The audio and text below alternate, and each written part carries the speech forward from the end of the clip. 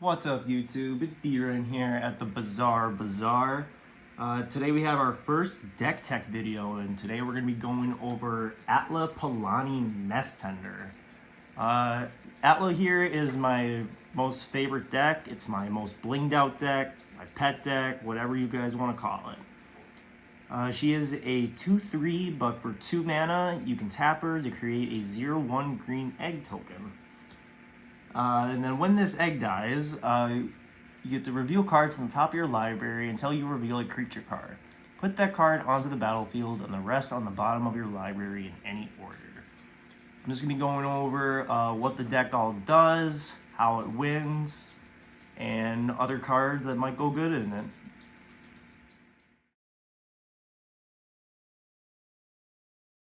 So what does the deck do exactly?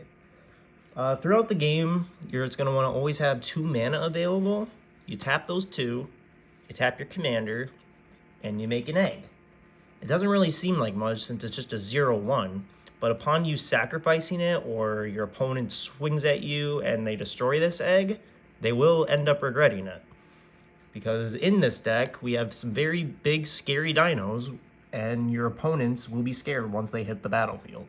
And I'll just be going over who Atla Palani's babies are. You hatch an egg, you can get Zatalpa, Primal Dawn for free. You can get Galta and Mavern, a 12/12 with Trample for free. Galta, Stampede Tyrant. Pantlaza, Sun Favored. Galta, Primal Hunger. Bonehor Dracosaur. Vaultborn Tyrant. Palani's Hatcher. Itali, Primal Conqueror. Verdant Sun's Avatar. Gishath, Sun's Avatar. Polyraptor. Ravenous Tyrannosaurus. Itali, Primal Storm. Sakama, Primal Calamity. Marauding Raptor. Kagla and Idaro. Tyrannix Rex. And World Spineworm. And I know this isn't a dino exactly, but we'll be covering over why it's in the deck later in the video.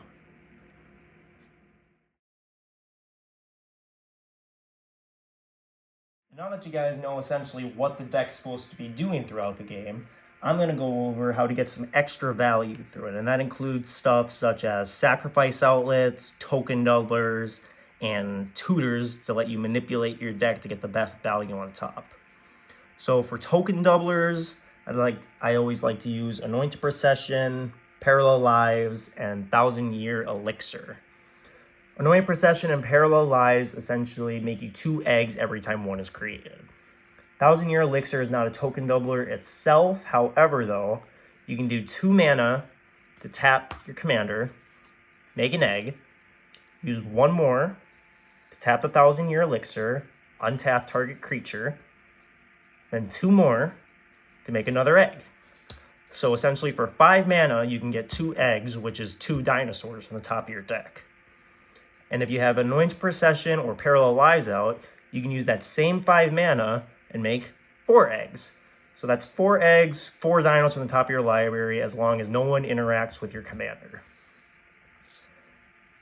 And because these eggs are not going to want to be blown up by your opponents, we're going to have to destroy them ourselves. And this is where I introduce the sacrifice outlets. I like to use Goblin Bombardment, Skull Clamp, Ashnod's Altar, Phyrexian Altar, High Market, and Culling Dais. Goblin Bombardment is simply you sacrifice an egg and you deal 1 damage to any target. Just another way of getting rid of your eggs. Skull Clamp has an activation cost of 1 to equip to egg, but every time that egg is destroyed, you get 2 cards from it. Ashnod's Altar, Phyrexian Altar is essentially the same thing. Only difference is Phyrexian Altar gives you 1 mana of any color, where Ashnod's Altar is 2 colorless mana. High Market is one of my favorite sack outlets because it is a land and much harder for your opponents to deal with. It does have, you can only do it once, but again, it's really hard for your opponents to mess up your sack outlet because it is a land. Culling Dais is just kind of my extra sack outlet because you never know what's going to happen throughout the game, and you always need a sack outlet. So essentially, you sack a creature, And then for each creature sacrificed with this, you can draw that many cards. And I'm going to go over the ways of manipulating your deck or tutoring to get the best dinos on top. So I like to use Enlightened Tutor. It doesn't look for any dino essentially, but it does get me any one of these cards to help me win the game faster. Then we like to do Scroll Rack. So for 1 mana, I can exile my hand, and then say I drew one of those dinosaurs and can't pay for it, put it right back on top of my library, sack an egg, and then it comes right onto the battlefield. I also like to use Forerunner the Empire, which lets me tutor for any dinosaur on ETB. And then we also have Savage Order. This lets me sacrifice one of the dinosaurs with power 4 or greater to look for any dinosaur and put it right onto the battlefield. Essentially, I'll be looking for Gishath Sun's Avatar.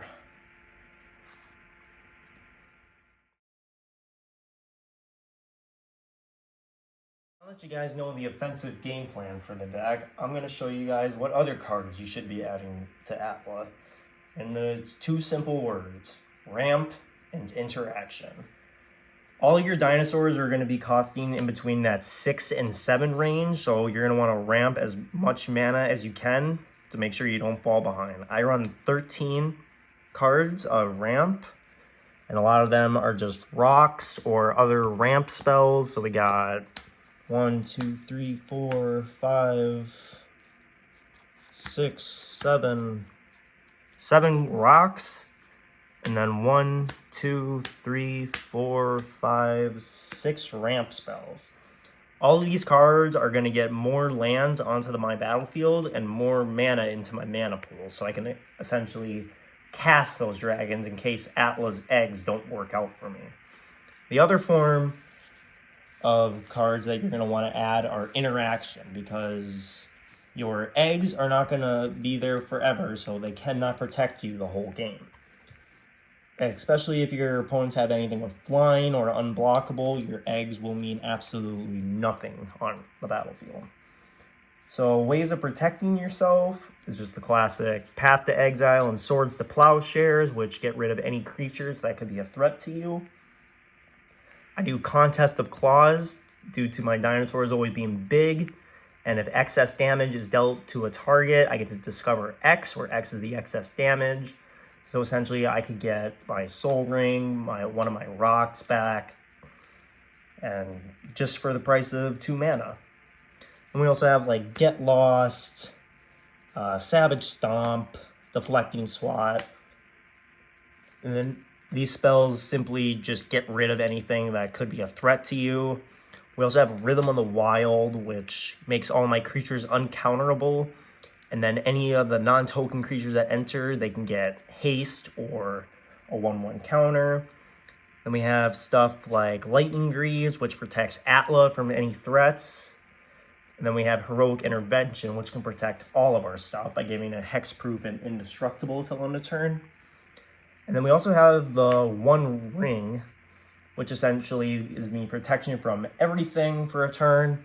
And it's also another very good card engine draw in case you start using all your cards or you just need more cards to hand. You tap your One Ring, you get cards. It does ping you for a little bit of damage, but it will pay off in the long run.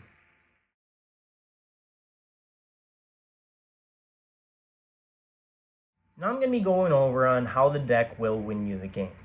Plan A is pretty simple. Your eggs is going to be your game winners.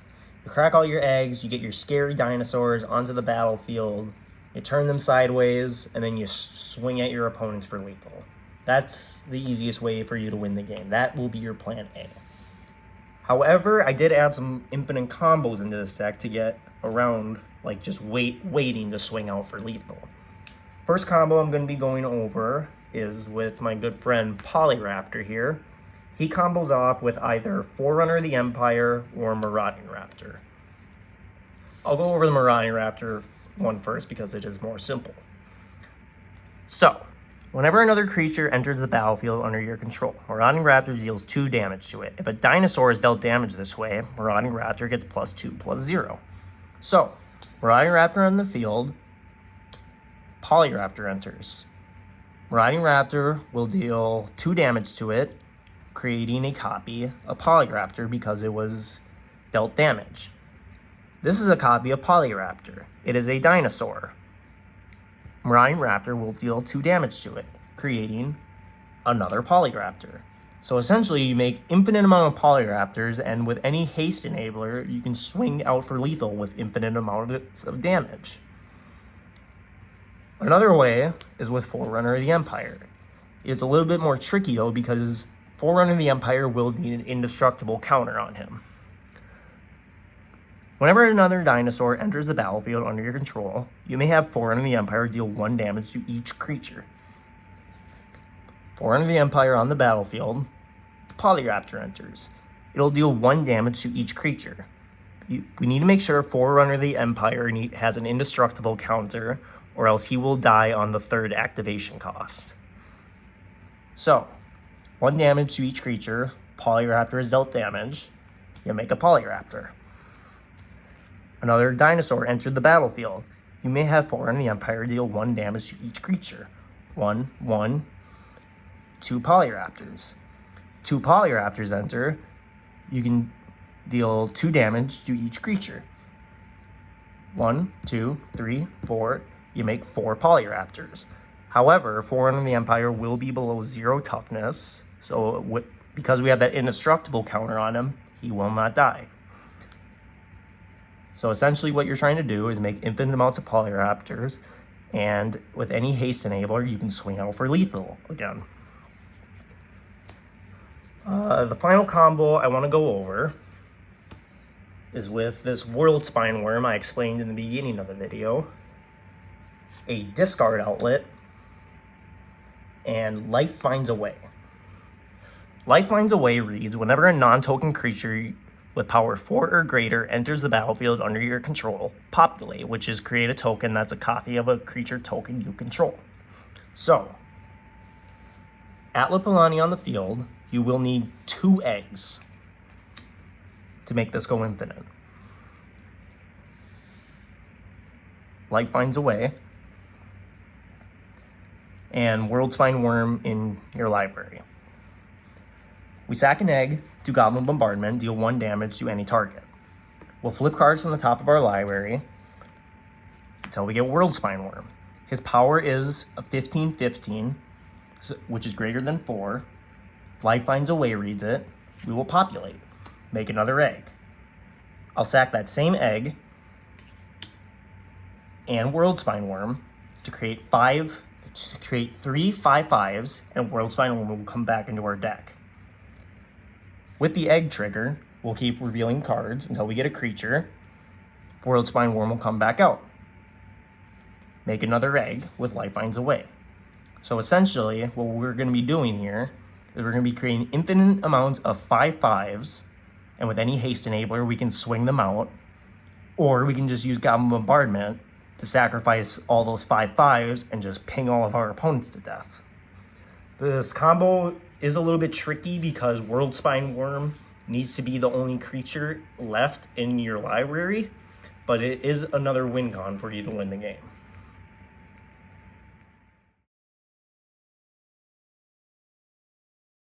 And there you guys have it. That is my deck tech video about Atla Palani Nest Tender. It's, again, just one of my most favorite decks to play. It is my personal pet deck.